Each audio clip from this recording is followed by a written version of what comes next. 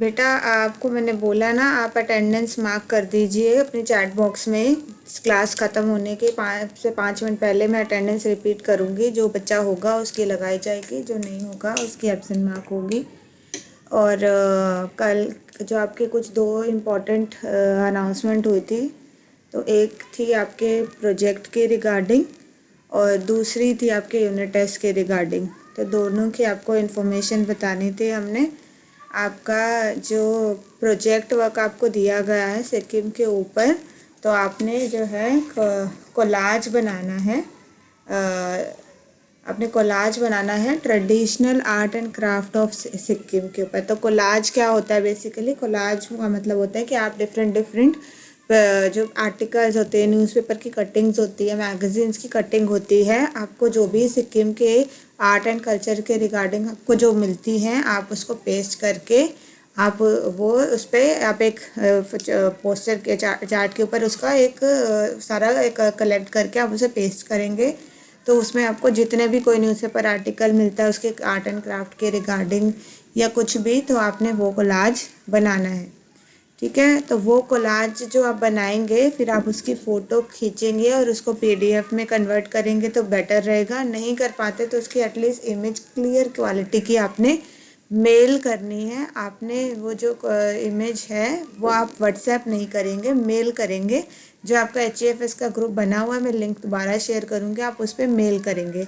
ये सिर्फ मेरी क्लास के लिए है जो मैं मेल कराने के लिए मांग रही हूँ। आप बाकियों की क्लास जो सब्जेक्ट टीचर्स हैं वो किस तरीके से कौन सा ईमेल आईडी देती हैं वो उन पे कराएंगी, बट मेल आप सब ने आपको मेल ही करना होगा क्योंकि उससे क्वालिटी मेंटेन रहती है इमेज की। व्हाट्सएप से क्वालिटी डिस्टॉर्ट हो जाती है।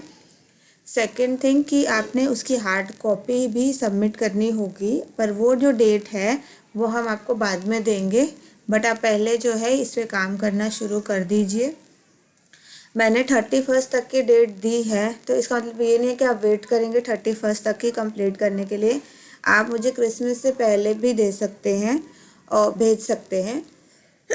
हार्ड कॉपी का जो काम है वो हम जनवरी में आपसे मंगा लेंगे, कोई भी एक डेट फाइनल करके, और आप स्कूल के गेट पे आके, हम उस दिन डेट फाइनल करेंगे, टाइम फाइनल करेंगे, आप उस दिन स्कूल के गेट पे आके अपनी हार्ड कॉपी सबमिट करके जा सकते हैं। ठीक है, तो ये 2 काम है आपके प्रोजेक्ट के रिगार्डिंग। अभी बेटा कर रही हूँ बेटा, दोबारा कर रही हूँ। तो आपने जो है प्रोजेक्ट आपको दिया गया सिक्किम के ऊपर, आपने कोलाज बनाना है। कोलाज का मतलब होता है कि आपने जो आपको जो टॉपिक दिया गया art and craft of Sikkim, art and craft of Sikkim जो आपका पहले चैप्टर का ही ये पार्ट है। पहले चैप्टर में आपने ट्रेडिशनल आर्ट एंड क्राफ्ट के बारे में पढ़ा था, अलग अलग हमारे इंडिया के बारे में। अब आप पर्टिकुलरली फोकस सिक्किम के ऊपर करेंगे। तो सिक्किम की जो भी आर्ट और क्राफ्ट से रिलेटेड जो भी आपको आर्टिकल्स मिलते हैं न्यूज़पेपर में, किसी मैगज़ीन में या कहीं पे भी जो मिलते हैं, प्रिंट आउट्स निकलते हैं, तो आप उनको कलेक्ट करेंगे। उनको एक पोस्टर के ऊपर, एक A3 शीट के ऊपर आप, या आप नॉर्मल पोस्टर साइज शीट भी ले सकते हैं, वो आपके ऊपर डिपेंड करता है। आपने वो सब पेस्ट करनी है। बेटा कितनी बार आप लेट आते हो, मैं कितनी बार करूं? मैंने रिकॉर्डिंग करी हुई है, आप रिकॉर्डिंग देख लेना। बेटा रिकॉर्डिंग भेज रही हूँ, मैं रिकॉर्डिंग भेज रही हूँ, आप इतना हाइपर मत होइए, आपकी टीचर्स भी बताएंगे आपको। बेटा मैं तीसरी बार रिपीट कर रही हूँ, तो आप प्लीज़ 2 मिनट चुप होइए, डिस्टर्बेंस मत करिए, रिकॉर्ड हो रही है ये वीडियो। ठीक है, आप उसको बार बार भी देख के समझ सकते हैं। बीच में प्लीज़ डिस्टर्ब मत करिए, पूरे फ्लो ख़राब हो जाता है। कोई इंसान कुछ बोल रहा है, मैं फिर भूल जाती हूँ मैं क्या बात कर रही थी। तो आपको कोलाज बनाना है। कोलाज आपको नॉर्मल फ़ोटोज़ वगैरह बनानी आती ही है, तो आप जैसे नॉर्मल अपने, बेटा अनम्यूट मत करो अपने आप को, आपको म्यूट कर रही हूँ ना मैं, म्यूट पे रहने दो। तो आप जैसे अपने नॉर्मल पिक्चर्स का कोलाज बनाते हैं, आपको पता ही है कोलाज कैसे बनाया जाता है। तो आपने हैंडमेड कोलाज बनाना है, पिक्चर्स के आर्टिकल्स कलेक्ट करने हैं। आप सॉरी कि सिक्किम पे आर्टिकल्स, आपने ट्रेडिशनल आर्ट एंड क्राफ्ट के ऊपर, ट्रेडिशनल जो भी कला है, संस्कृति है, वहाँ के जो भी हस्तशिल्प है, उससे रिलेटेड आपको जो पिक्चर्स मिलती हैं, जो आर्टिकल कुछ भी मिलता है, आपने वो अच्छे तरीके से डिफरेंट डिफरेंट आपके उसमें वो होते हैं, अलग अलग फॉर्मेट होते हैं, आप उसमें चिपका सकते हैं। उसको अट्रैक्टिव फॉर्म में आपने बनाना है और आपने उसकी फ़ोटो क्लिक करके आपने वो मेल करनी है और आपको ईमेल आईडी दिया जाएगा। सब क्लासेस का अलग अलग ईमेल आईडी होगा क्योंकि सब टीचर्स अपने अपने अपने ईमेल आईडी भेजेंगे आपको। और उसके बाद आपको एक दिन फाइनल किया जाएगा जिसमें आप जो है वो जो फ़ोटोज़ हैं वो आप दे के जाएंगे हार्ड कॉपी अपने सब्जेक्ट टीचर्स को। ठीक है, तो वो हम होम साइंस वाले अपना डे फाइनल करेंगे, उस दिन आप गेट पे आके अपनी हार्ड कॉपी सबमिट करा सकते हैं। ठीक है, हाँ जी। तो ये आपका कोलाज से रिलेटेड हो गया। नेक्स्ट हम आ जाते हैं यूटी के ऊपर। आपका 18 तारीख को यूनिट टेस्ट है जो है, उसमें आप सबकी आपके ये जो है ये सीबीएसई के अंडर वाला आपका टेस्ट है। अभी तक जो था स्कूल लेवल पर टेस्ट हम ले रहे थे अपने इंटरनल असेसमेंट के लिए, ये सीबीएसई का यूनिट टेस्ट है। आपने उसी जो है आपको जो लिंक भेजा जाएगा, जैसे आप नॉर्मल मल्टीपल चॉइस पेपर देते हैं उसी तरीके से आपको एक लिंक भेजा जाएगा, पर इसमें आपको आंसर नहीं पता चलेंगे। एक ये चेंज होगी, आप जैसे चीटिंग कर लेते हैं आंसर देख के, फिर एक ने कर दिया सारे वही गलत नाम डाला है, ये करा वो करा, ताकि आपको आंसर पता चले और फिर आप सब लोग ये कर लेते हैं, अपना आंसर लिख देते हैं। बट इसमें आपको आंसर डिक्लेयर सेम डे नहीं होंगे, जब सब बच्चे अटैम्प्ट करेंगे उसके बाद ही आपको इसके आंसर पता चलेंगे और आपके मार्क्स भी तभी डिक्लेयर होंगे। दूसरी चेंज इसमें यह है कि आपको ईमेल आईडी ज़रूर क्रिएट करना है एक अपना पहले ही, ताकि आपका एक ईमेल आईडी जो क्रिएट होगा उसी से आप एक बार ही अपना टेस्ट दे सकते हैं। अगर किसी भी बच्चे में के सब क्लासेस के अपने अपने लिंक होंगे, अपने अपने पेपर होंगे, अगर किसी भी क्लास में कोई गलत नाम, गलत सेक्शन कुछ भी ऐसा पाया गया तो उस बच्चे की डिटेल्स फिर निकाली जाएंगी। और क्योंकि ये जो है हमारा डीओई का और हमारे सीबीएसई का जो डोमेन है उससे आपको लिंक भेजा जाएगा, तो उसमें से हम अपनी जो बच्चे का ना फ़ोन नंबर वगैरह हम एक्सट्रैक्ट करके फिर उसके अगेंस्ट एक्शन लिया जाएगा, डिस्क्वालीफाई कर दिया जाएगा और उस बच्चे को 0 नंबर मिलेंगे और वो कभी भी वो अकाउंट फ्रीज़ करके वो कभी बच्चा टेस्ट नहीं दे पाएगा। तो आप इस चीज़ को ध्यान रखिए कि कोई चीटिंग करना या कोई ऐसी गलत काम करने का अटैम्प्ट ना ही करें। आपके पहले 4 चैप्टर का टेस्ट है, 1st to 4th चैप्टर, अच्छे से पढ़िए, अभी बहुत दिन है, आप आराम से तैयारी कर सकते हैं। और निश्चय के साथ सही तरीके से पेपर देंगे तो आप पास हो जाएंगे। अगर गलत तरीके से कुछ आपने करा या कोई एक्सक्यूज़ेस दी कि मेरे घर में फ़ोन नहीं था या ये नहीं था, तो सबके घर में फ़ोन तो है। आप एटलीस्ट अपने यूनिट टेस्ट तक के लिए अपने पेरेंट्स से बात करके रखिए कि आपके घर में फ़ोन ज़रूर दें आपको, आपका पेपर है, आपके नंबर लगेंगे। तो आप उस दिन अपने पास फ़ोन रखिए और अपना फ़ोन रिचार्ज करके रखिए।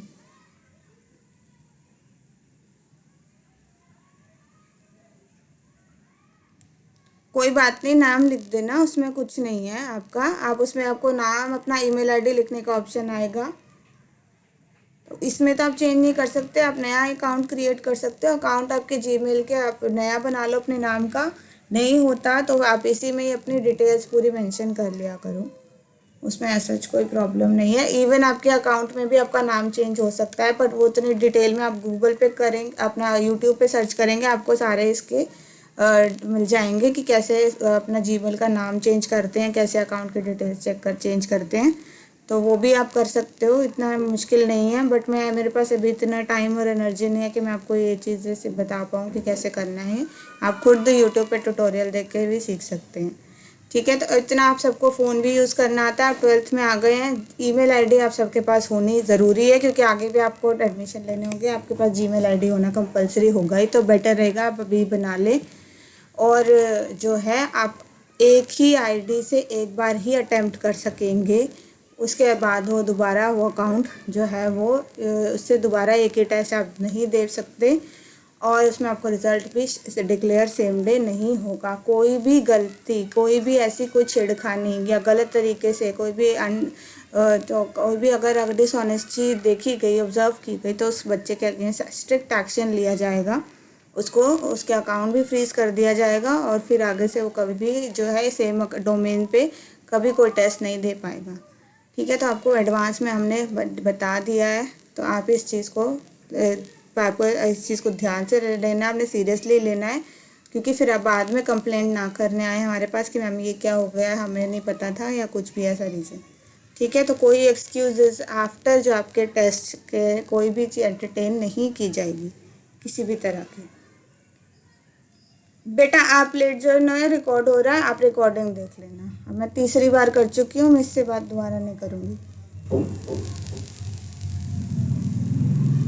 आपको मैंने बोला था लेट ज्वाइन। बेटा सब बता दिया मैंने, आप रिकॉर्डिंग में देख लो। कोई बात नहीं, आप रिकॉर्डिंग देख लेना, रिकॉर्डिंग में सब कुछ आ गया है। हाँ जी,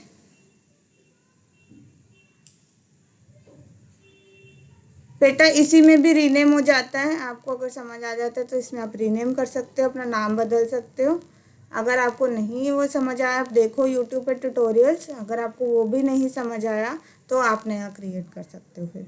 ठीक है, ये लॉग आउट करके बेटा बता चुकी हूँ मैं आपको, आप वीडियो देख लेना जो आपको रिकॉर्डिंग मिलेगी अब।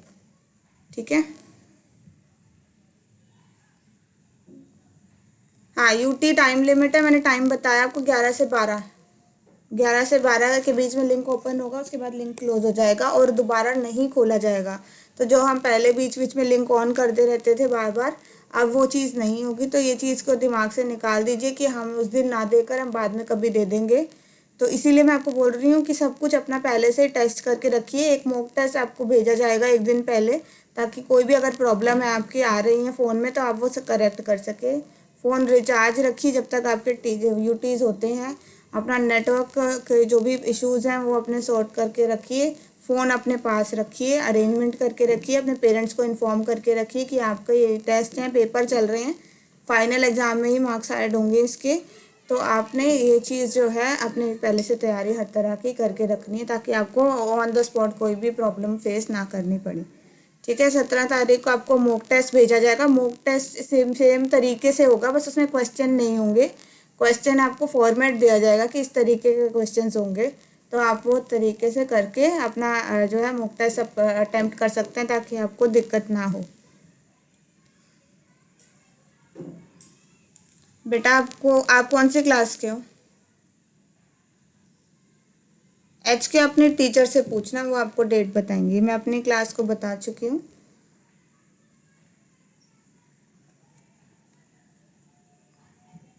बेटा बेटा प्लीज़ आप बार बार सेम डिस्कशन मत किया करो, मैं आपको बता चुकी हूँ। मैं सिर्फ ए और मैं एच को पढ़ाती हूँ 12th को, बाकियों की ऑनलाइन हमारी क्लास सेम होती है, तो मैं ऑनलाइन क्लास लेती हूँ आपकी। बाकी आपके टीचर्स अलग अलग हैं सबकी।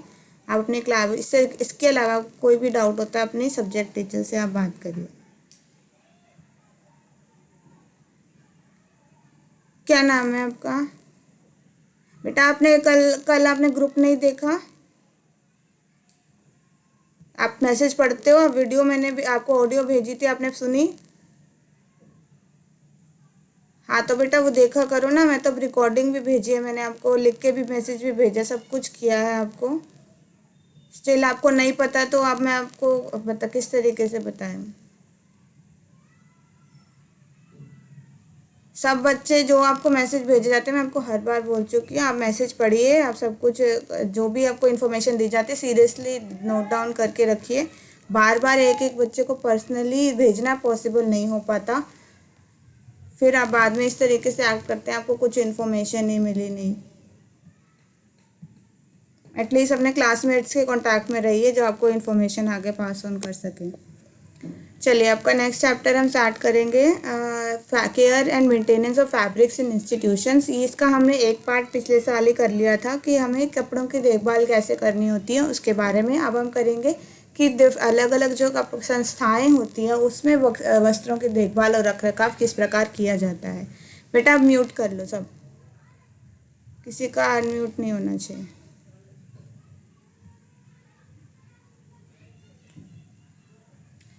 बेटा मैं कर ही रही हूँ, आप इतना मतलब क्यों वो हो रहे हो? मैं कर रही हूँ ना, आपको मैं पढ़ा रही हूँ, मैंने चैप्टर का भी सिर्फ नाम लिया और कुछ नहीं किया।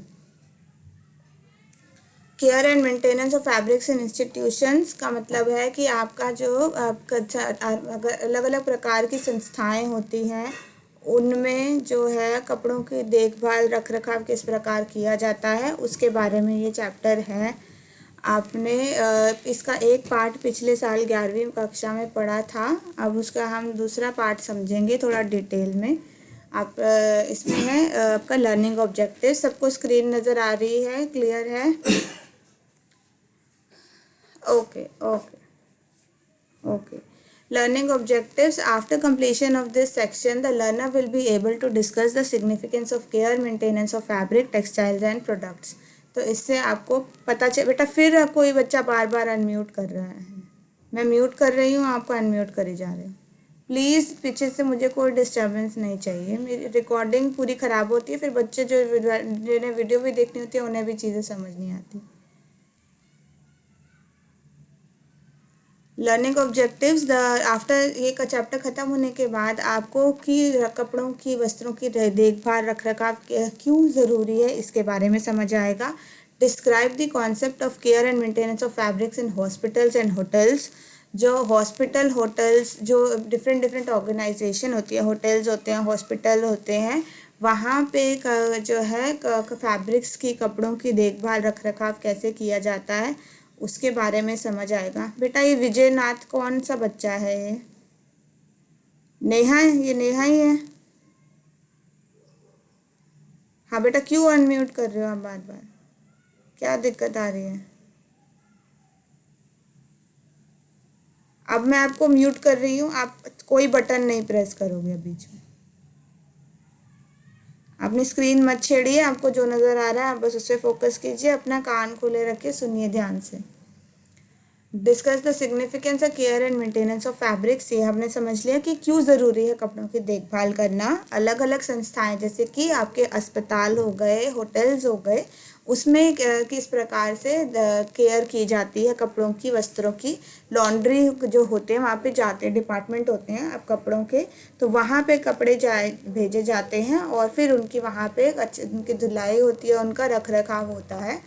तो वहाँ पे कैसे किस तरीके से ये कायम करा जाता है उसके बारे में पढ़ेंगे। Explain the process and various equipments required and their usage. और इसकी कपड़ों की देखभाल करने के लिए किस तरीके के प्रोसेस से गुजरा जाता है, कैसे इसके स्टेप्स होते हैं, कौन कौन से इक्विपमेंट्स को हम यूज़ करते हैं, कौन कौन से संसाधनों का प्रयोग करते हैं इनको करने के लिए और कैसे यूज़ किए जाते हैं, वो सब हम इसमें सीखेंगे। Discuss how a student can prepare for a career in this field. और आप एज अ स्टूडेंट किस तरीके से इसमें अपना करियर बना सकते हैं। तो संस्थाओं में वस्त्रों की देखभाल और रख रखाव।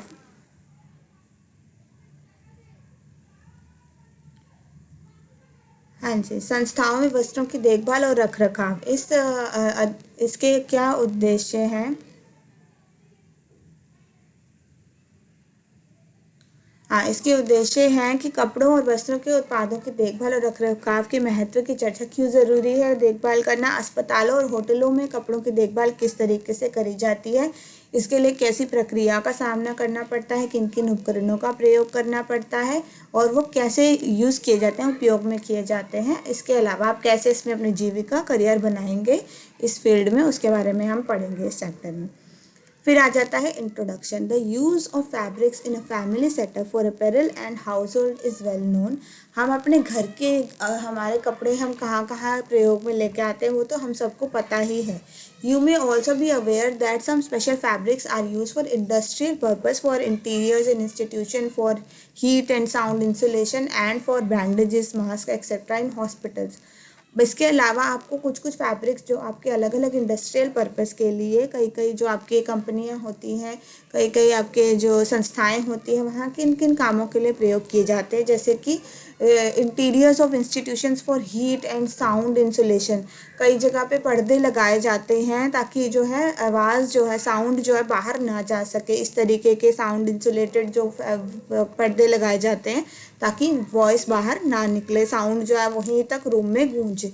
ठीक है। एंड जो आपका हॉस्पिटल्स हैं वहाँ पे पट्टियाँ होती है, मास्क होते हैं, वो कपड़े से। जैसे अभी तो कोविड में आपने देखा कि हमने कपड़ों से ही जो है मास्क बनाए हैं। आप लोग कई बच्चों ने प्रैक्टिकल्स भी करे, आपने एक्टिविटी भी करी कि आप कोविड से बचाव करने के लिए आपने अपने घर पर ही कपड़ों का प्रयोग करके कपड़े के मास्क बनाए।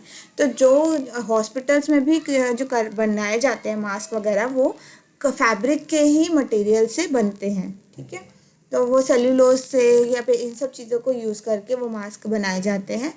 तो since fabrics with specific property are selected for specific usage and functionality, it becomes important that these characteristics are retained for the expected life of material.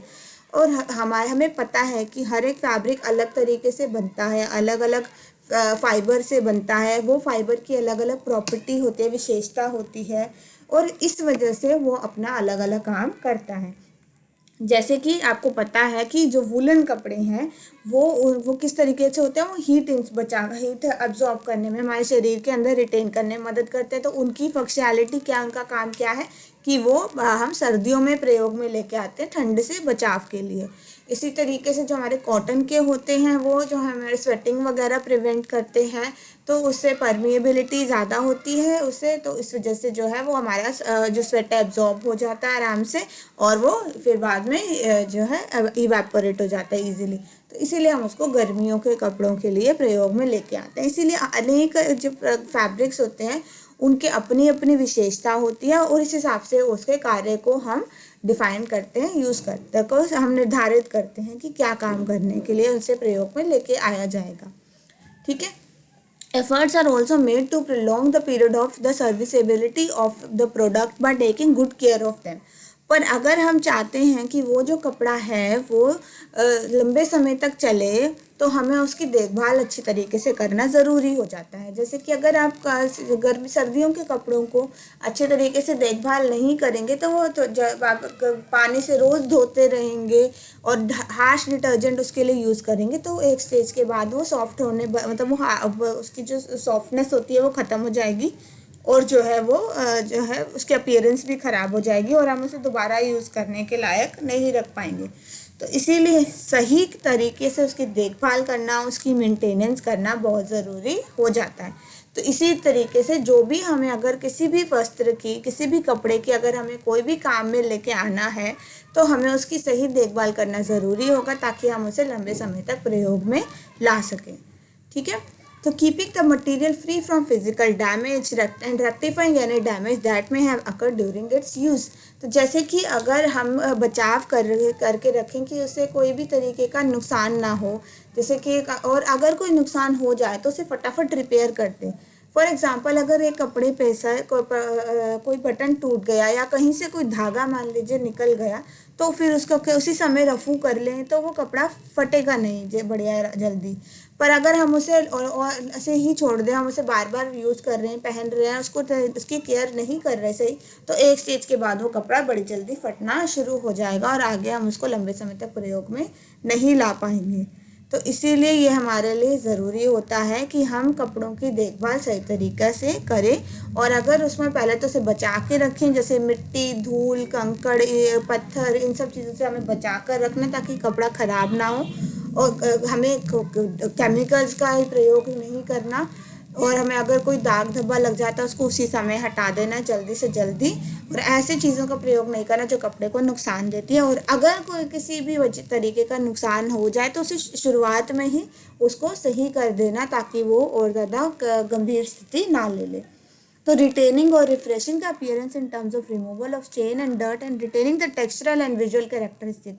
इसी तरीके से अगर हम कपड़े गंदे ही रहने देते हैं, हम उसे धोते नहीं हैं और कई समय तक वो गंदा ही स्टोर होता रहे, तो वो कपड़े पर कई तरीके का बैक्टीरियल इन्फेक्शन ही हो सकता है, और वो कपड़ा उस तरीके से भी ख़राब हो सकता है। तो इसलिए कपड़े से दाग धब्बे हटाना, धूल मिट्टी भी हटाना, और इस तरीके से उसे धोना कि उसके कोई भी टेक्सचर को, उसकी बनावट को कोई भी नुकसान ना हो, ये भी ज़रूरी होता है उसके जीवन अवधि को, कपड़े की अवधि को जो है उपयोग को बढ़ा के रखने के में। हिंदी वालों के लिए परिवार में पोशाकों और घरेलू उपयोग में आने वाले कपड़ों के बारे में सभी भलीभांति जानते हैं। आप यह भी जानते होंगे कि कुछ विशिष्ट प्रकार के कपड़े औद्योगिक उद्देश्यों के लिए, कुछ संस्थाओं के आंतरिक भाग में ऊष्मा और ध्वनि को रोधित करने के लिए और अस्पतालों में पट्टियों, मास्क आदि के लिए प्रयोग में लाए जाते हैं। अभी जैसे हमने अभी भी डिस्कस किया था कि जो है कुछ कपड़ों को हम जैसे कि साउंड प्रूफ बनाने के लिए रूम को यूज़ करते हैं, जैसे कि थिएटर्स वगैरह हो गए। इसी तरीके से हॉस्पिटल्स में कपड़े यूज़ होते हैं, जैसे कि पट्टी बनाने के लिए, मास्क बनाने के लिए।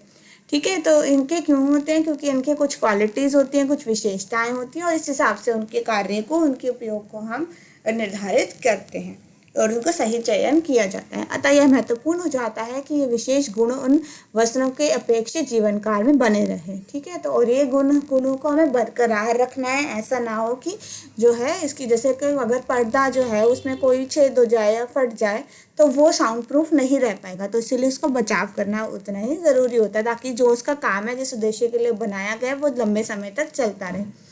इनकी अच्छी देखभाल करके यह प्रयास किए जाते हैं कि उस उत्पाद, अभी तक बच्चे आ रहे हैं बेटा, क्यों आपको इन्फॉर्म किया गया था कि आपने जो है जल्दी ज्वाइन करना है?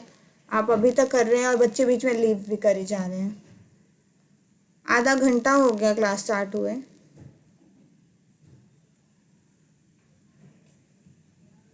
पूरे फ्लो खराब हो जाता है पढ़ाते पढ़ाते। आप बीच में इतने आधे घंटे बाद ज्वाइन कर रहे होते हैं। उनकी अच्छी देखभाल करके यह प्रयास किए जाते हैं कि उस उत्पाद के काम आने की अवधि बढ़ सके। और वस्त्रों की देखभाल और रखरखाव में दो पहलू शामिल हैं। पहला है कि सामग्री को भौतिक क्षति से मुक्त रखना, और यदि उसका प्रयोग करते समय कोई क्षति पहुंचती है तो उसमें सुधार करना। जैसे अपने हार्श ब्रशेस नहीं यूज़ करने, जैसे कोई कंकड़ पत्थर वगैरह से हमने इसको दूर रखना ताकि फटे ना। हमें रफ यूसेज नहीं करनी, उसको पटक के यूज़ नहीं करना। अगर कोई सॉफ्ट फैब्रिक है तो उसको सॉफ्टली यूज़ करना है। इसके अलावा कोई ऐसे केमिकल्स का प्रयोग नहीं करना जो कि कपड़े के तंतुओं को जो है नुकसान देते हैं। धब्बों और धूल को हटाते हुए उसके रूप, रंग और चमक को बनाए रखना और उसकी बनावट और दृष्टिगोचर होने की विशेषताओं को बनाए रखना। जैसे मैंने अभी बताया कि आपने धोते समय जो है इसको धूल मिट्टी तो हमने हटानी है, क्योंकि अगर वो हमने साफ नहीं करी तो वो कपड़े की बनावट में नुकसान पहुंचाते हैं, और इस तरीके से उसको हटाना है, धोना है कि उससे कोई भी उसकी बनावट को नुकसान ना हो। ठीक है, अब आ जाते हैं basic concept. Clean, fresh, hygienic cloth, spotless and crisp household linens are the outcome of successful laundry and dry cleaning. Laundry is both a science and an art. It is a science because it is based on application of scientific principles and technique. It is also an art since its application requires the mastering of certain skills to produce aesthetically pleasing result. तो कपड़ों को साफ रखना, hygienic रखना, और जैसे आपके इसके अलावा आपके तो अपने घर में आपकी जैसे चादरें, ये सब चीज़ें भी हो गई, तो उनको सही तरीके से लॉन्ड्री करना, ड्राई क्लीन करना बहुत ज़रूरी हो जाता है। लॉन्ड्री जो है, आप कपड़ों को सफाई करना, जो ये दोनों साइंस भी है, आर्ट भी है। इसमें साइंस इसलिए क्योंकि आप इसमें साइंटिफिक प्रिंसिपल्स का प्रयोग कर रहे हैं, जैसे कौन सा दाग कैसे हटेगा, तो साइंस यूज़ होती है इसके लिए। ये इसके अलावा आर्ट भी है ये, क्योंकि आपने किस तरीके से मैक्सिमम रिजल्ट देखने में जो सुंदर रिजल्ट आए वो आए, तो उसके लिए हमें कुछ ना कुछ अपने आर्टिस्टिक स्किल्स का भी प्रयोग करना पड़ता है। ठीक है, तो मूलभूत संकल्पनाएं: स्वच्छ, चमकदार, स्वास्थ्य के अनुकूल वस्त्र, दाग रहित और कड़क घरेलू लिनन सफाई, धुलाई या निर्जल धुलाई का परिणाम होते हैं। वस्त्रों की धुलाई एक विज्ञान और कला दोनों है। यह विज्ञान है क्योंकि यह वैज्ञानिक सिद्धांतों पर और तकनीकों के अनुप्रयोगों पर आधारित है, और ये कला भी है क्योंकि सौंदर्य पूरक रुचिकर परिणाम प्राप्त करने के लिए इसके अनुप्रयोग में कुछ कौशलों से संबंधित निपुणता की आवश्यकता होती है। तो यही हमने अभी डिस्कस किया, दोनों चीज़ें हैं, आर्ट भी है और साइंस भी है। पूरे होम साइंस ही हम ऐसे ही करते हैं कि दो होम साइंस आर्ट भी होती है और हम कुछ साइंटिफिक प्रिंसिपल्स भी यूज़ करते हैं, तो इसलिए ये साइंस और दोनों को मिलाकर बनती है। You are aware that care and maintenance requirement of different fabrics depend on its fiber content, type of yarn and fabric construction techniques, the finishes given to the fabric and the purpose for which they are used. अब आपको पता है कि कोई भी कपड़े की देखभाल करना या उसकी मेंटेनेंस करना वो उस डिपेंड करती है कई कई पैरामीटर्स के ऊपर। जैसे पहली चीज़ है कि फाइबर कंटेंट, कितना फाइबर है उसमें, यार्न, टाइप ऑफ यार्न, किस तरीके का धागे का प्रयोग किया गया, फैब्रिक कंस्ट्रक्शन, कैसे कपड़े की बुनाई हुई, किस तरीके से बुनाई हुई, finishes given to the fabric. जैसे कि फिनिशेस में हमने करा था ना कि अगर हम कड़ा रखने के लिए उसमें स्टार्च डालते हैं या हम ब्लू का प्रयोग करते हैं या ब्लीच करते हैं या कोई हम ऐसे वाटर रिपेलेंट बनाने के लिए कोई केमिकल ट्रीटमेंट करते हैं, तो ये सब जो है वो सब इसमें इन सब पर डिपेंड करता है कि जो है केयर किस तरीके से कपड़े की जाएगी। You are also aware of the process of laundry, stain removal, roll of water, suitability of soaps and detergent, methods of washing, finishing treatment, ironing and hot pressing, folding। ये सब हमने पिछले साल 11th क्लास में पढ़ा था। ये सारे टेक्निक्स की कैसे कपड़े धोए जाते हैं, दाग हटाए जाते हैं, पानी का क्या प्रयोग है, कितने प्रकार के सोप होते हैं, डिटर्जेंट होते हैं, कैसे वॉशिंग की जाती हैं, कैसे फिनिशिंग की जाती है, कैसे आयरनिंग प्रेसिंग की जाती है, कैसे फोल्डिंग की जाती है। ये सब हमने लास्ट ईयर अपने चैप्टर में पढ़ा था। Let us now briefly discuss the equipments required for this activity. There are mainly 3 types of equipment in common use. इसके लिए कुछ इक्विपमेंट्स का, कुछ संसाधनों का प्रयोग किया जाता है। जैसे कि पहले है वॉशिंग इक्विपमेंट। बेटा किसने अनम्यूट किया अपने आप को?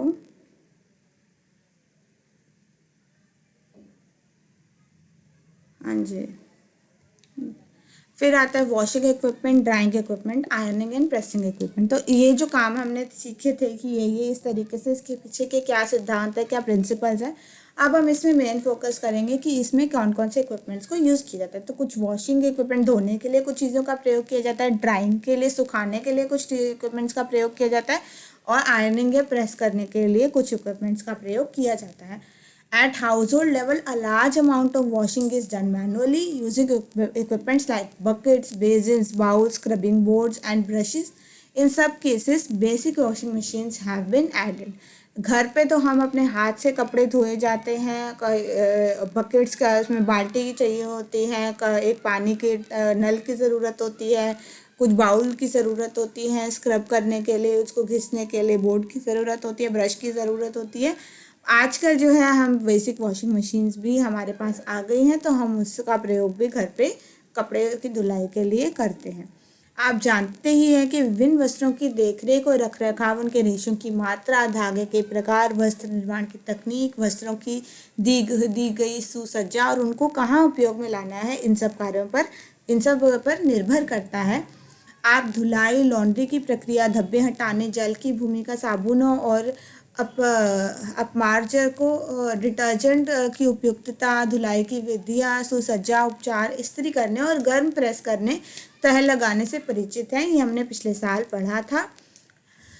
आइए अब इन गतिविधियों के लिए आवश्यक उपकरणों के बारे में संक्षिप्त चर्चा करें। सामान्यतः उपयोग के लिए जाने वाले 3 प्रकार के प्रमुख उपकरण हैं। पहला है धुलाई के उपकरण, दूसरा है सुखाई के उपकरण और तीसरा है इस्त्री या प्रेस करने के उपकरण। घरेलू स्तर पर अधिकांश धुलाई हाथ से की जाती है। इसमें बाल्टी, चिमचियाँ, तसलों और रगड़ने के तख्तों और ब्रशों जैसे उपकरणों का प्रयोग किया जाता है। कुछ मामलों में मूल धुलाई की मशीनें भी प्रयोग की जाती हैं। तो अब हम आगे आते हैं वॉशिंग इक्विपमेंट्स पे, धुलाई के उपकरणों पर। 2 types of models of washing machines are available. Top loading, where the garments are put into the machine from the top, and front loading, where the garments are put in the machine from the front side। आपने देखा होगा कि machine पे अलग अलग तरीके की होती हैं, fully automatic, manual, semi automatic, manual. तो इसमें भी और भी इसके अलावा कैटेगरीज होती हैं कि जो कुछ मशीन्स होती हैं जिसमें ऊपर से कपड़े डाले जाते हैं, और कुछ मशीन्स होती हैं जहाँ पे आगे गेट होता है उसका, जिस तरीके से नॉर्मल डोर होता है, वहाँ से डोर ओपन करके आप उसमें फ्रंट में कपड़े डाल सकते हैं। इसमें पिक्चर नहीं है, यहाँ पे आपको एग्जांपल आपके एनसीईआरटी बुक में मिल जाएगा।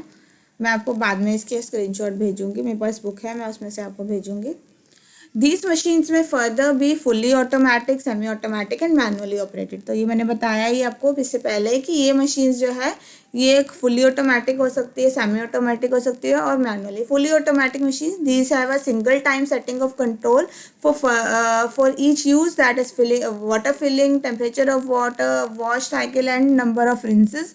No further intervention of the operation is required. तो ये सब कुछ मतलब आपने कपड़ा डाला तो आपको धो के सुखा के सब मतलब प्रॉपर तरीके से आपको वो कपड़ा पूरा धुल के मिलेगा। पर जो सेमी ऑटोमेटिक उसमें आपको कोई चीज़ दोबारा सेटिंग करने की ज़रूरत नहीं, आपने एक बार कंट्रोल कर दिया हो गया। दीज मशीन्स जो मोस्टली जो घरों में होती हैं वो होती है semi automatic machine. These machines require intervention of the operation at frequent intervals. आपको बार बार कपड़े निकालने, फिर वापस डालने, दोबारा सेटिंग करने, इन सब चीज़ों की ज़रूरत पड़ती है। और आपको बार बार पानी भी उसमें अपने मैनुअली उसमें डालना पड़ता है पानी। Rinse water in such machines also has to be filled and drained out with each cycle. These are generally two tub machine। और ये जो होती है दो टब होते हैं इस मशीन में। जो फुली ऑटोमेटिक होती है एक ही टब होता है, उसमें आपको स्पिन करके सब कुछ कपड़े ऑटोमेटिकली मिलेंगे। Manually operated in these machine 40% और more of the work is manually done by the operator. इसमें ज़्यादातर 50% जो काम होता है वो हाथों से ही किया जाता है मैनुअली ऑपरेटेड में। ठीक है, हाँ जी बेटा, हम हिंदी में बता रही हूँ ना, आप सुन लो। धुलाई की मशीनों को दो प्रकार के मॉडल उपलब्ध है। ऊपर से भरने वाले जिसमें कपड़े ऊपर से डाले जाते हैं, और दूसरे हैं जो सामने से नॉर्मल डोर जैसे खुलते, दरवाज़ा खुलता है वैसे करने वाले। इसको भी तीन प्रकार से बांटा गया है। पहला तो है पूर्णतया स्वचालित, यानी कि फुल्ली ऑटोमेटिक मशीन्स जो होती हैं, जो कि इसमें आप कपड़े एक बार डालोगे, आप एक बार सेटिंग करोगे, एक बार पानी अपने ऑन कर दिया तो वो कपड़े जो है वो आपको उसके बाद सारे कपड़े जो है आपको धुल के स्पिन होके प्रॉपर आपको मिल जाएंगे कपड़े एक बार में। ठीक है, तो इसमें आपको बार बार सेटिंग चेंज करने की ज़रूरत नहीं है, बार बार पानी डालने की ज़रूरत नहीं है, बार बार टेम्परेचर चेंज करने की ज़रूरत नहीं है, बार बार रोटेशन चेंज करने की भी ज़रूरत नहीं है। सब कुछ एक साथ एक बार में हो जाता है। अर्ध स्वचालित में क्या होता है, ज़्यादातर घरों में ये मशीनें पाई जाती हैं। तो इसमें दो टब होते हैं। पहली बात, आपको एक वॉशिंग का मिलेगा, एक स्पिनिंग का मिलेगा, जिसमें कपड़े निचुड़ते हैं। तो जो वॉशिंग वाला जो होगा उसमें आपको बार बार पानी भी चेंज करना पड़ेगा, डिटर्जेंट भी बार बार डालना पड़ेगा, आपको सेटिंग भी रोटेशन भी बार बार चेंज करनी पड़ेगी। और इसमें आपको फिर स्पिनिंग के लिए आपको कपड़े निकाल के फिर दूसरे टब में भी ट्रांसफ़र करके फिर यही प्रोसेस दोबारा रिपीट भी करना पड़ेगा। ठीक है, तो ये डिफरेंस होता है ऑटोमेटिक और सेमी ऑटोमेटिक में। हस्तचलित मैनुअली ऑपरेटेड में 50% तक काम जो होता है वो चालक करता है जो ऑपरेट कर रहा है। हेलो, बोलो।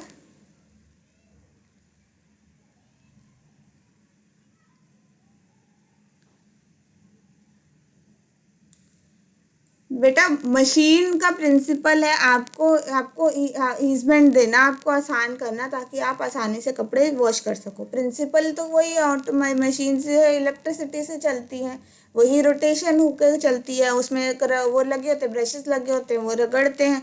तो प्रिंसिपल तो मशीन का सेम ही है, बट वो है कि आपको एक्सपेंसिव होती हैं वो मशीन जो ऑटोमेटिक होती है, उसमें पानी की रिक्वायरमेंट ज़्यादा होती है, और इसके अलावा और डिफरेंसेस ज़्यादा आते हैं। बट प्रिंसिपल तो वही सेम है, वो एक ही टब दोनों चीज़ का काम करता है। इसमें आपको एक टब एक चीज़ का काम करता है, वॉशिंग का काम वॉशिंग टब में होगा, स्पिनिंग का काम स्पिनर टब में होगा। तो उसमें ये डिफरेंस आ जाता है, उसमें दोनों चीज़ें एक ही टब में हो जाती हैं। और उसकी स्टोरेज ज़्यादा होती है, उसमें ज़्यादा कैपेसिटी होती है, उसकी कैपेसिटी कम होती है, तो इसलिए आपको बार बार अपने फ्रीक्वेंटली इंटरवल्स में चेंज करना पड़ते हैं कपड़े बार बार। ये डिफरेंस आता है।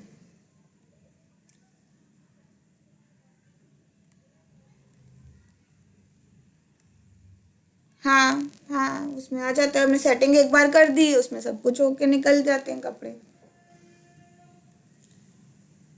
ठीक है, अब हम प्रोसेस करते हैं, फिर हम ये वाला चैप्टर ख़त्म कर मतलब आज के सेशन ओवर करेंगे, क्योंकि फिर मुझे नेक्स्ट क्लास भी लेनी है। Automatic washer perform the following operations. जो ऑटोमेटिक वॉशर है, जो हमने सबसे पहले मशीन पढ़ी, उसमें क्या होता है, फिलिंग ऑफ वाटर, पानी भरना, वाटर लेवल कंट्रोल, वाटर कहाँ तक भरना है, बेटा आपके नेटवर्क में इशू है ना, फिर इसका मतलब बाकी बच्चों को तो क्लियर आ रही है।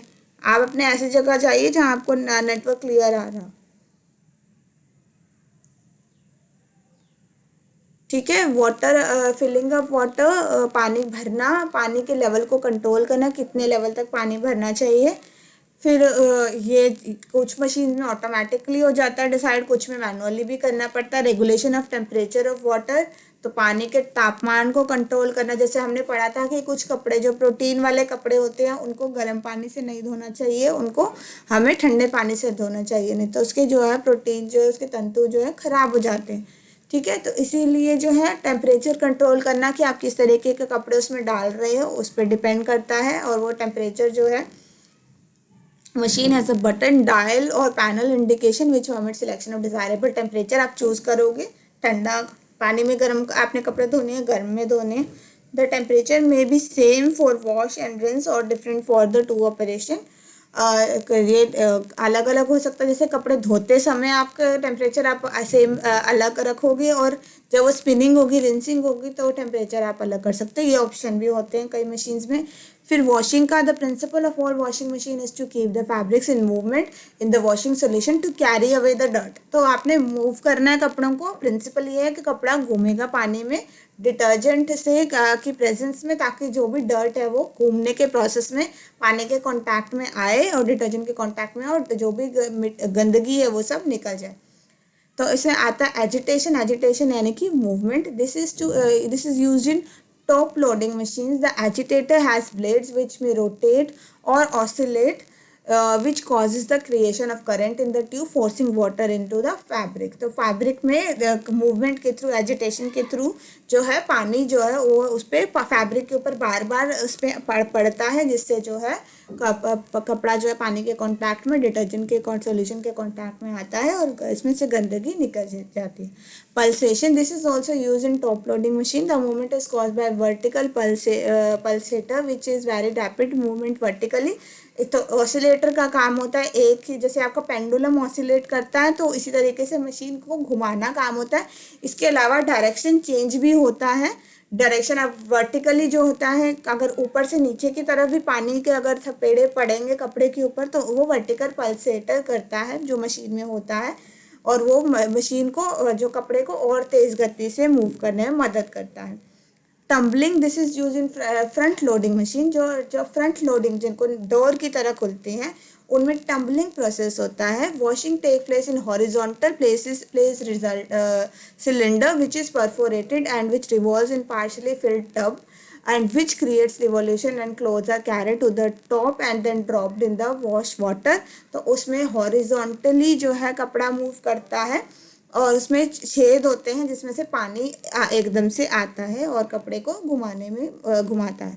This means that the clothes move through the water rather than the water moving through clothes as in the previous two type. अब इसमें जो है पहले जो ऊपर वाली मशीन थी उसमें पानी कपड़े के कांटेक्ट में आएगा। इस वाली टम्बलिंग प्रोसेस में जो पानी अपनी जगह पे ही रहता है, कपड़ा जो होता है वो मूव करता है क्योंकि वो टब में होता है और वो टब की मूवमेंट होने की वजह से कपड़ा मूव करेगा और पानी अपनी जगह पर ही रहता है। Depending on the size of the machine and the type of fabrics to be treated, the agitators may be made of plastic, metals और bakelite and are such that they are not affected by detergent, bleaches, softeners, etc. Agitation speed can also be varied depending on the type of fabric. तो depend करता है कि machine की size क्या है या type कैसा है, तो उस हिसाब से जो है जो एजिटेटर्स होते हैं, जो घुमाने वाले पदार्थ इसमें इक्विपमेंट्स होते हैं, वो प्लास्टिक के हो सकते हैं, मेटल के हो सकते हैं और बेकलाइट के हो सकते हैं। And are of such that, और इस तरीके के होते हैं कि जो हार्श से हार्श डिटर्जेंट या ब्लीचेस भी उसमें डाल दिए जाए तो वो ख़राब ना हो। ठीक है, स्पीड जो होती है वो फैब्रिक के डिपेंड करके हम कंट्रोल कर सकते हैं, हमें तेज़ घुमाना है या कम घुमाना है। तो अभी हम इतना ही करते हैं। हिंदी वालों के लिए एक बार दोबारा पढ़ लेते हैं। ये रहा, धुलाई की सभी मशीनों का सिद्धांत है कि वह धोने वाले घोल में कपड़ों से गंदगी हटाने के लिए कपड़ों को गतिशील रखे। इसकी प्रमुख विधियाँ हैं आलोडन यानी कि यह ऊपर से कपड़े डालने वाली मशीनों में प्रयोग किया जाता है। आडोलन में ब्लेड होते हैं, वो घूमते हैं या डोलन कर सकते हैं, मतलब वो या ऑसिलेशन, जैसे कि पेंडुलम घूमता है उस तरीके से कपड़ा मूव करता है इस विधि में। दूसरा है स्पंदन, यह भी ऊपर होने से भरने वाली मशीन में होता है। इसमें जो होता है इसके थ्रू कपड़ा ऊपर से नीचे की तरफ मूवमेंट करता है वर्टिकल डायरेक्शन में। जो टम्बलिंग प्रोसेस होता है, अवपातन जो होता है, इसे ये ऑटोमेटिक मशीन में होता है और इसमें जो है ये सामने से खुलने वाले में होता है। इसमें टब में कपड़े डाले जाते हैं जिसमें छेद होता है, वो टब जो है वो मूव करता है और पानी नीचे भरा होता है, और जिस वजह से जो है कपड़ा जो है पानी के कांटेक्ट में बार बार आता है और जिससे उसकी धुलाई होती है। ठीक है। मशीन के साइज और धोए जाने वाले वस्त्रों के प्रकार के आधार पर आडोलकों को प्लास्टिक, धातु अथवा बेकलाइट का बनाया जाता है और इस प्रकार वे अपमार्जकों, विरंजकों, मृदुकारकों इत्यादि का प्रभाव से प्रभावित नहीं होते। मतलब ऐसे मटेरियल से बनाए जाते हैं जो कि बहुत स्ट्रांग होते हैं और जो कि इन सब केमिकल से जिस पर कोई खास प्रभाव नहीं पड़ता। उसकी स्पीड जो है वो डिपेंड करती है कि हम किस प्रकार के फैब्रिक को प्रयोग कर रहे हैं या नहीं कर रहे हैं। ठीक है, तो आप अभी तक हमने ज़्यादा नहीं कर पाए हम, क्योंकि टाइम लिमिट है। नेक्स्ट क्लास में हम इसका मेजर पार्ट कवर करने की कोशिश करेंगे। कल आपका टेस्ट होगा, जैसे नॉर्मल आपका थर्सडे टेस्ट होता ही है। लास्ट चैप्टर में से 9th चैप्टर जो आपका था उसमें से, जो आपका मर्चेंडाइजिंग वाला चैप्टर था उसमें से हम टेस्ट लेंगे। 10 मार्क्स का ही लेंगे, ज़्यादा बड़ा चैप्टर नहीं था तो उसमें से क्वेश्चन भी ज़्यादा नहीं होंगे। तो आप सब तैयार रहिए कल के टेस्ट के लिए। कल का टेस्ट का टाइम जो है हमारा होगा यही 11 से 12 बजे तक का। ठीक है, तो सब बच्चे इस टाइम तक अवेलेबल रहिए। हाँ जी, टाइम लिमिट तो होगी उसमें नॉर्मली, और आप बेटर रहेगा आप अभी से प्रैक्टिस कर लीजिए। बार बार आप ना रिक्वेस्ट करें कि आपके लिए लिंक खोला जाए या बंद किया जाए, सो दैट आपको आदत पड़ जाए एक टेस्ट देने की, क्योंकि आगे हो सकता है आपके ऑनलाइन एग्ज़ाम ही इस तरीके से लिए जाएँ या कुछ भी हो। तो इस तरीके आप अपने आपको मेंटली भी तैयार रखिए और प्रैक्टिस करते रहिए, ताकि कोई भी आपको कोई इससे कोई नुकसान ना हो सके। ठीक है, इंटरनल्स के मार्क्स है इसके थ्रू लगेंगे। ओके,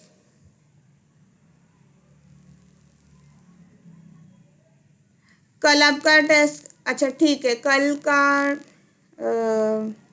और सबका भी टेस्ट है। कल यूटी है किसी और का?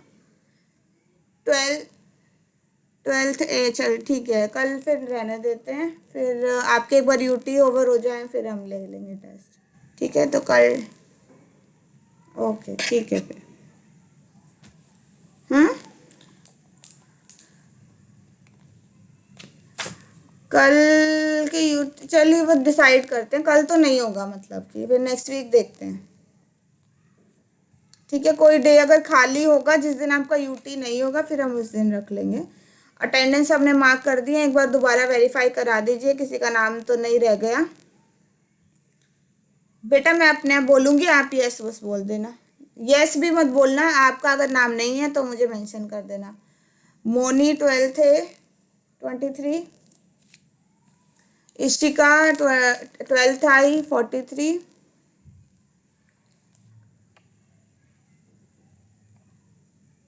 बेटा मैं बोल रही हूँ ना, आप बस मुझे बता दो आपका है या नहीं है। और अगर नहीं लिखा आपने तो आपने चैट बॉक्स में अटेंडेंस मार्क कर दो आप। आस्था 12th से 25, अंजलि 12th भी 54, स्तुति 12th है 26, ज्योति 12th आई 16, सृष्टि 12th भी, रोल नंबर नहीं लिखा सृष्टि आपने, 60 रोल नंबर है शायद आपका। ज्योति अपने लिखा नहीं। Roshni 12th G 18, Chandni 12th H 44, Simran 12th I 23, Nikita roll number 3 12th H, Lakshmi 12th है 22, Amisha 12th H 57, Babita 12th I 12 roll number, Kirti 12th है 16, Chhoti 12th G 48, Tabassum 12th B 56, Durga Durgavati 12th A 3, Jyoti 12th H 7, ये सब गायब हो गए हैं क्या? पूजा 12th आई 10, सगेरू 12th जी 25, मानसी ने नई अटेंडेंस नहीं लगाई, मानसी मिश्रा, अच्छा सॉरी मानसी झा 12th ए है पर अटेंडेंस नहीं लगाई इसने। Gajannath sorry Preeti 12th H 20, Nancy 12th B 53, बेटा अभी आने तो दो आपका नाम। लक्ष्मी 12th जी 21, प्रिया 12th एच 34, कविता 12th जी 11, राखी और पूजा 12th H, Mamta Kumari 12th आई 48, नाजिया 58, क्लास नहीं लिखी नाजिया आपने?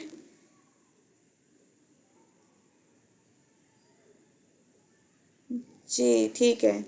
पूजा 12th आई 10, पूजा 12th एच 13, आशी 12th एच 58, चांदनी 12th एच 44। बेटा लगाइए आपने अटेंडेंस चैट बॉक्स में, हाँ लगा लो। रूपाली 12th लगाइए अपने चैट बॉक्स में।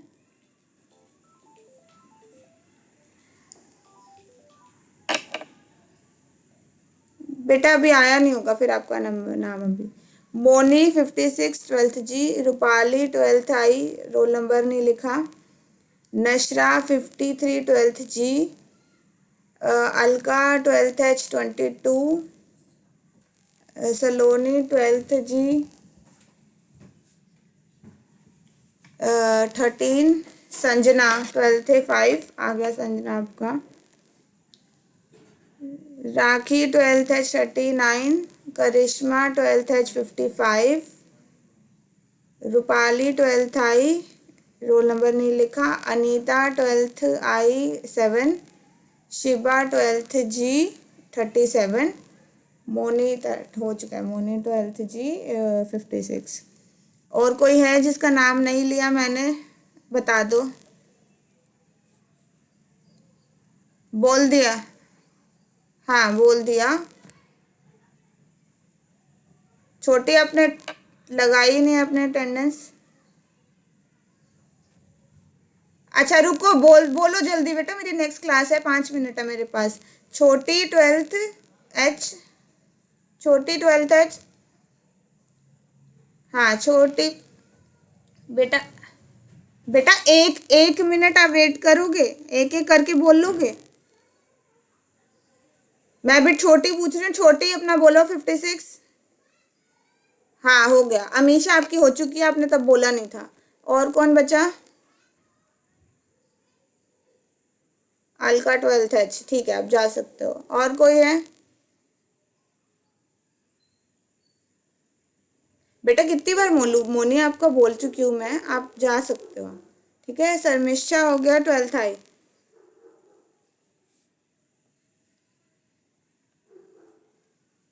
लगा दी बेटा, आपको बोल तो रही हूँ 39 शर्मिष्ठा लगा दी। और कोई? निकिता कौन सी क्लास से? बेटा बोल चुकी है आपका।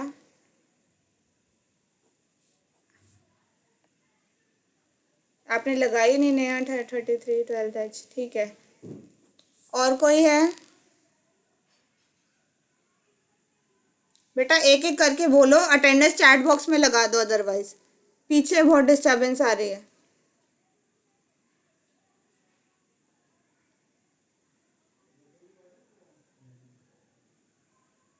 लक्ष्मी बेटा बोल चुकी हूँ मैं आपका।